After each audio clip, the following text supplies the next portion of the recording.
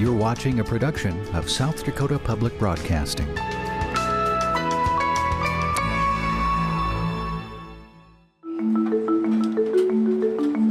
Every state has products they can be proud of, and they're kind of unique to their state. South Dakota's always had a lot of buffalo. South Dakota's always embraced the animals. So to savor South Dakota, to take a product that South Dakota does a good job of, that's great. I think we have a lot we can be proud of in South Dakota, and that's just one of them.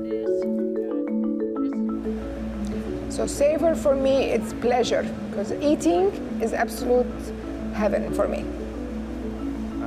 If you're savoring something, like lingering something, you're gonna take a little bit more time and maybe be a bit more cerebral about something. You can run through your day, or you can plow through a meal, or you can savor one, or you can linger through your day and kind of watch the things that happen around you and take them in and think.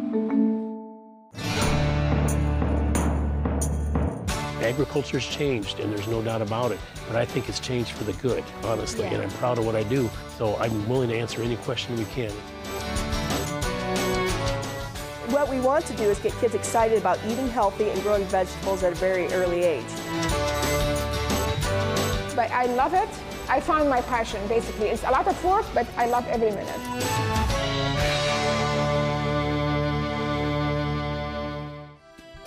So do you feel like over the years your idea of an entree has changed? Maybe? Oh, I think so. I think not only my idea, I think it's everywhere in the world, because you have vegetarian who think of a good salad is an entree. That's their meal. For me, actually, I have one of my fatayr or empanada. And it's a dough, it has the vegetables, it has sometimes cheese, sometimes have meat. That's an entree. The way I see it is whatever satisfies you. Of course, I'm not talking about junk food. Oh, yeah. I'm a flank steak person. Even though there's not a lot of flank steaks on, you only get 2 off an animal, but to me it's, you can cook it quick, the flavor's amazing, it's usually really tender, and I used to be only a ribeye person, but the flank steaks, I have to say, are my favorite.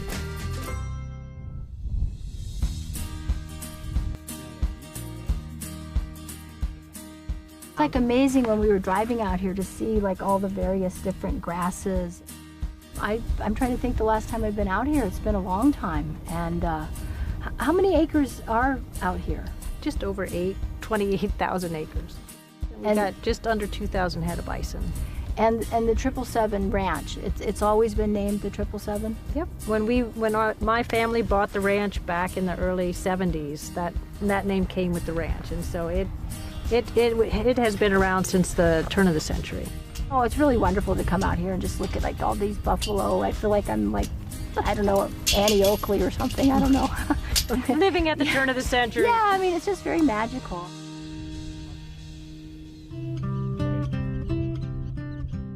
Well, you know, it's been a long journey for us, and we're still not even where we want to be. Because you've been here almost 30 Well, we've been practicing holistic management for 30 years, and that's about how long we've had bison, too. And so, actually, over these 30 years, we've built topsoil, we're sequestering tons of carbon, we're building our biomass, our plant diversity has increased. Some of these pastures that we've had monocultured grass that was non-native, you know, by the way we time the animals coming in and grazing that, we're slowly getting rid of the monoculture non-native species and bringing more of the native species in and bringing back diversity. And it all has to do with giving the plants and the ground rest. So when we plan our grazing, we're planning for a 45 to 120 day rest period. So after that animal's been in here, after these guys leave, it'll be rested for at least 100 days because it's dry. If we were getting a lot of rain, then we could move them faster. You know, so many people over the years, you know, they would like, you know, harvest the hay and feed their animals, but now, you know, people are trying to, you know, do away with hay and just kind of let the natural grazing, and I think I was reading about it, you know, different variety of animals coming back and, you know, all kinds of things on the prairie. Well, we've been lucky because we are certified 100% American grass-fed with the American Grass-Fed Association, and about 5 years ago, we decided to quit haying because, one, it was costing us more money than what it was worth.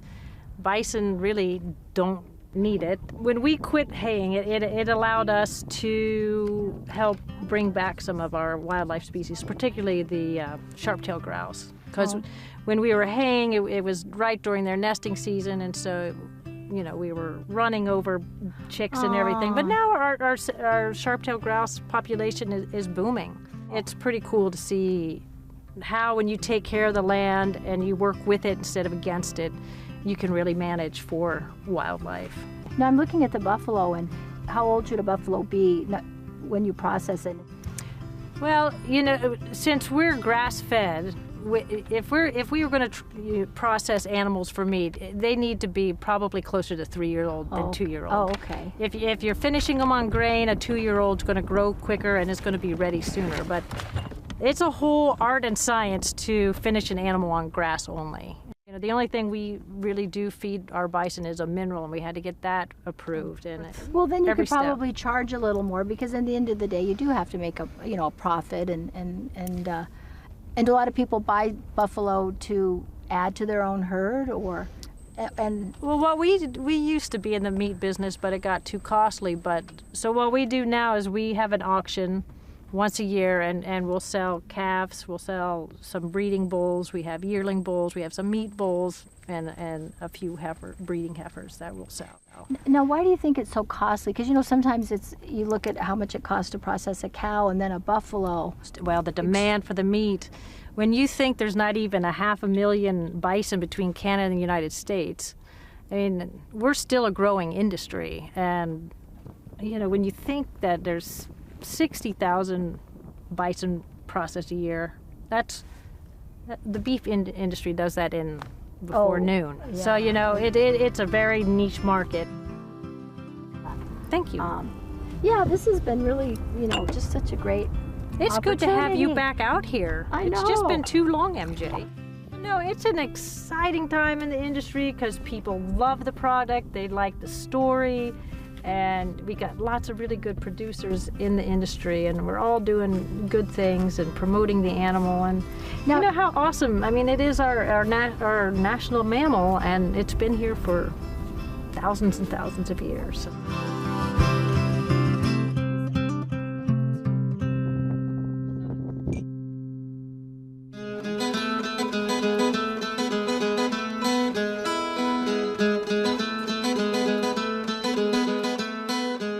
My dad was a cattle buyer, cattle feeder, and they decided that this would be a good business to be in.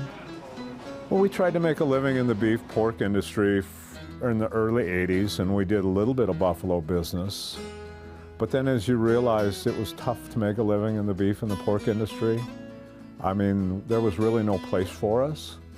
And then we started to do more buffalo, and we realized that was a good place for us. In the beef and the pork industry, there's not a lot of connect between the packers and the producers. In the buffalo industry, you're good friends. You know each other. They want you to be successful. There's enough animals within 250 miles of Rapid City to keep this plant busy. We work with Mimi down at the 777. We work with Custer State Park. We work with all the tribes. I don't know that you can get more than 40 miles away from a buffalo ranch in South Dakota in the entire state. So we try to work with all of them, big and little. It is a tricky balance between processing, grass, market share. And those of us that have been doing it for 25 years, that becomes second nature. We understand that. Sometimes you bump into customers that it's like, well, just raise some more. And it's like, oh, well, it would be nice, but it doesn't happen fast. So we're kind of in a nice, spot where everybody's doing well up and down the chain. We got enough product for market. We could market some more. It's more of a 20-year cycle. And it's dependent a lot on rain. We need rain. We need 2, 3, 4 good years in a row to establish enough ground and enough grass for a guy to get a heifer calf up to the point where she's having calves? Well, right now, there's a tremendous demand for ground buffalo, but that's mainly because Costco has taken the product on and some other bigger marketers, and that product, its price point, the way it sells, can be driven through a Costco. Some of the steak items are more popular, and if you could get them to the price point where they would turn at a Costco, then we'd be tremendously short on them. But right now, ground buffalo is driving the industry. We have an iconic animal. I mean, you can show a silhouette of a buffalo to anybody in the United States and they'll tell you what it is. So you have all these things, and I liken them to logs on the fire. And we're working hard to keep the fire burning. And we will go into expansion. We won't stay stagnant forever. It's happened before. It'll happen again. Can't make it happen.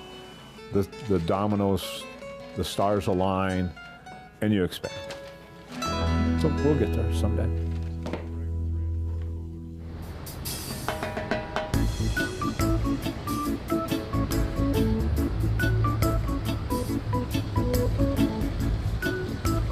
So I've already visited Mimi at the 777 Ranch, and I went to Bruce at Western Meats, and we're kind of trying to follow a chain, you know, of product at the end.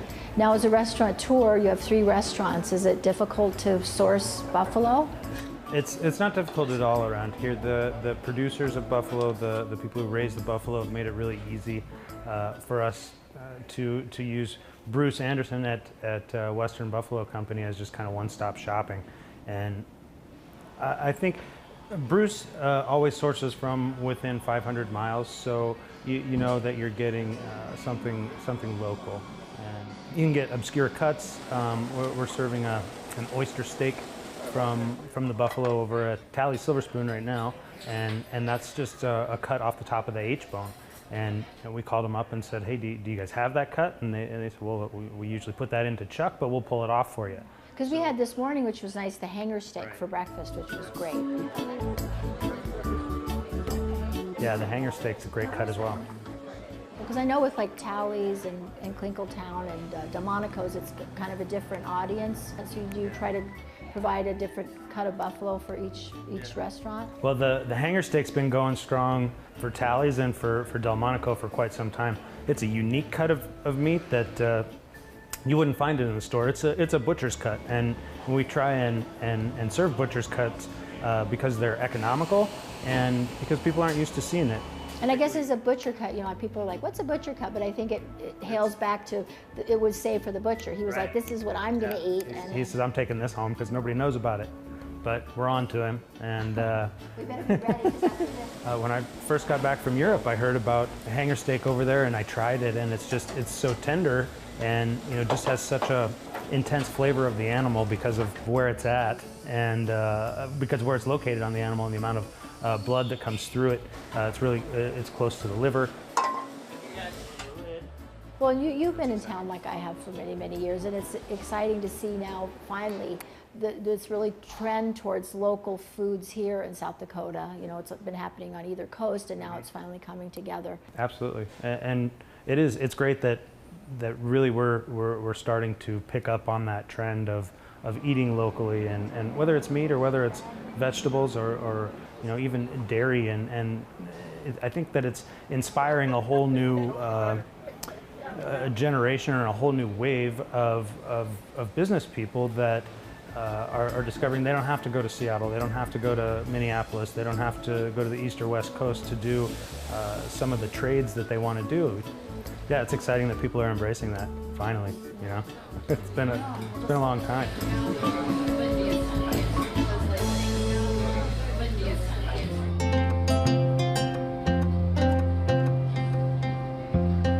It's really been great to drive around the state of South Dakota and hook up with everybody, and I can't believe it's probably been, I don't know, 20 years. 20-some before I moved to Rapid City here, yes. I very much love Middle Eastern food because I think it as one of the greatest cuisines. I agree with you, I'm very biased to the... No, and it's just amazing, and now you just have brought out 2 of the dishes that you make, and what is this? This is what we call fatire. And then how do you say it actually? So it's like flat tire. Like flat tire. So fatire. Okay. Yep. Fatire. And you have two different examples. So this one is beef with pomegranate molasses and other spices. And this one, it's sweet potato with almond, sun-dried tomato, a hot sauce, tahini sauce. So it has almost all the flavors in one pocket. And then I noticed there's like two different shapes. And we're increasing the numbers, but we do them, and each one is different design. This way my staff and the customers, they know if we make a mistake. Oh, no, they said, no, you gave me the wrong one. So each flavor, it has its own design. Well, I would love to maybe sample one. Oh, absolutely. So you could like cut. Yes. Well, I'm curious, so and this one has ground beef and pomegranate molasses. It's really nice. And I like that it's open-faced. I certainly love meat, but I mean, every place you look, everybody serves meat, and it's really nice option to have more vegetables. And then you still do. We still, of course, absolutely. We still do chicken. We still do beef. But this is, even the beef eaters, they are curious, because it's not anymore steamed broccoli. They are curious to taste the food. So we sell actually more vegan, vegetarian, even for the meat eater, because they can have the meat everywhere else. And they're so curious, how to make sweet potato taste savory.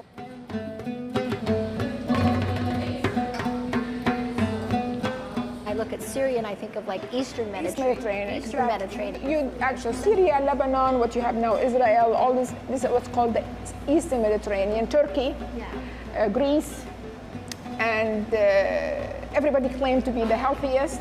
But according to all the research, the East Mediterranean one is the healthiest one. The reason, just by accident, by geography, the land are so small, so they can't have a cattle herd. Each family will have one cow. From that cow, they make the cheese, they make the yogurt. So the meat is a rare event because it's so expensive. So they eat mostly grains, bulgur wheat, they eat mostly beans, olives, bread. So just by accident, it came to be the healthiest one. Well, I'm sure it's a great way to connect with the people of South Dakota, and maybe have them connect to Syria and. Yeah, when we open, a lot of people said like, you're out of your mind. This is South Dakota. Black pepper for them is too spicy. You have to have to survive. You have to have a burger and French fries. And I said, if you just stand there's like 5 burger and French fries around me. Why would I open, and I'm from the Middle East, I need them to try something different. Now, how about sourcing? Is that a problem? I mean, trying to find certain ingredients that maybe... Not anymore, now with thank God, so we get some vegetables, like in summertime, couple farmers. But most the ethnic ingredients, we get them from Chicago. But because my father was a farmer, I had the most respect and sympathy for all farmers, because it's one of the toughest jobs. You see, our job as a chef is tough, but we're still indoor. We're not under the mercy of weather. Oh, yeah. So it seems like with all this wonderful food, how do you think it's helped to form a community? Well, they by coming to the restaurant and being exposed to the food, they realize that there's a whole culture. Even when they see me, they talk to me, they know, okay, I'm Syrian, so that's how the Syrian look like. Because sometimes you see the footage on TV and, even Syria is Damascus is the oldest capital in the whole world. By talking to me and other Syrian community, they understand now, about our culture, and they welcome us more, and they're more tolerant. Well, they put a face with the Yeah, food. exactly. Now this is exciting. So this is some just different dessert options. Yep, some of the dessert we have. We call it fennel tea cookie. Fennel tea cookie. It has a fennel seed in it. So are they ground? Ground, yes. Okay, ground. so it's not very strong. Okay. Just subtle flavor. Want me to taste something? Do you want? What? I'm going to taste. This one you have to break it with your hand because usually we just, you well, know. there's a shape on it. Is it from a mold or Yes, something? yeah. Actually, the mold, it's my grandmother's mold because when they used to ship me the cookies, and then like I said, just ship me the mold and the recipe, and I'll make it. I'm a chef, so they did, and now I make it here and became very popular in the restaurant. That's wonderful. So is there a way to say like bon appetit in Arabic? Yes, in Syria and Lebanon we say sahtain. Sahha means health. Sahtain means to health. So whenever we eat or drink, say sahtain. Oh, okay. So sahtain. So satain. Sahtain. Yep. Satain. Yep. How about delicious in Arabic? طيب. Kayab. Yep. Satain. طيب. Kayab. Shukran. That means thank you. Shukran.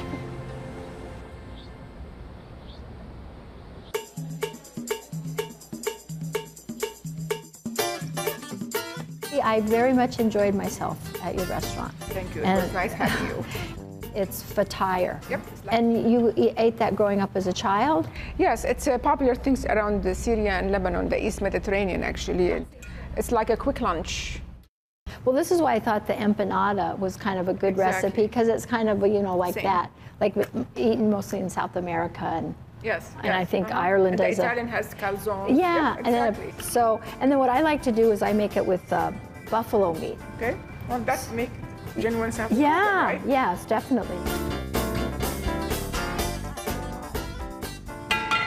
And actually, I'm going to do, so I did just a little bit of carrots, onion, white onion, and I'll put in some garlic. So I'm just going to put the garlic in last.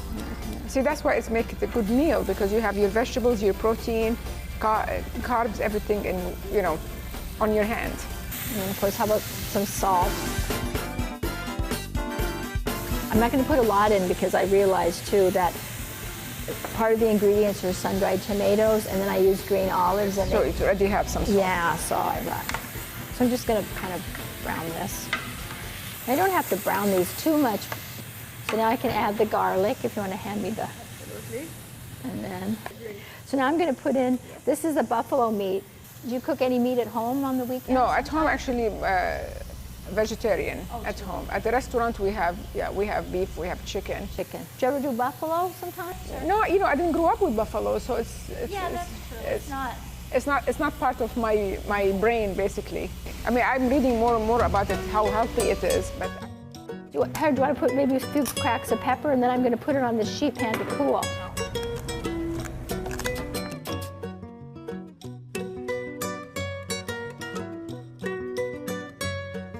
So now I'm going to take out this dough, which I made, and it should weigh the same.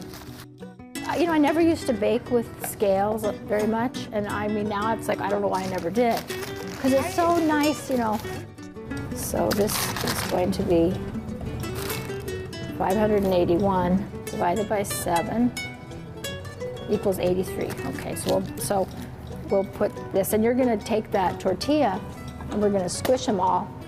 But it's kind of nice. I mean, yeah, like I said, I sometimes don't need everything to be perfect, but it makes it so then they all cook evenly. Yeah. So then I was just going to make each one into a little round. And then you just put it right in the middle, yeah. And I squish it till the sides come out a little bit like yeah. And these are great, I could do this, oops, it's a little sticky, do this now, and then cover them up with saran wrap and then bake them off tomorrow, or you could put them on the sheet pan Exactly, and then, or you can bake them and then have, whenever you come home, you have a meal ready to go, especially if you have kids and they come home, they're starving. Yeah, you can wash them. Nice coating. I want to put this in the fridge just for about 5 minutes. Yeah, and then we'll put it in the oven.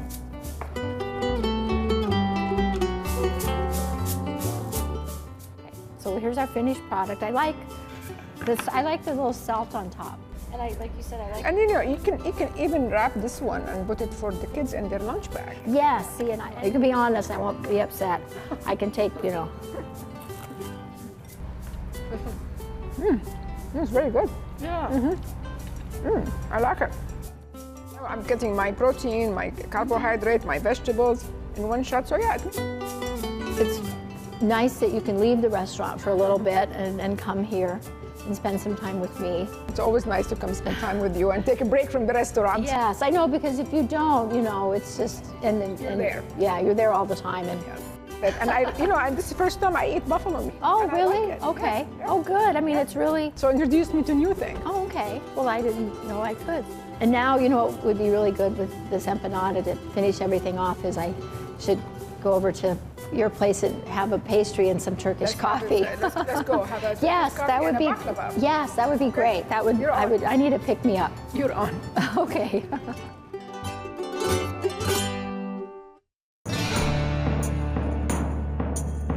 Explore the culinary landscape of South Dakota online. Enjoy additional video, tips, recipes, and more. Join the potluck at sdpb.org/food.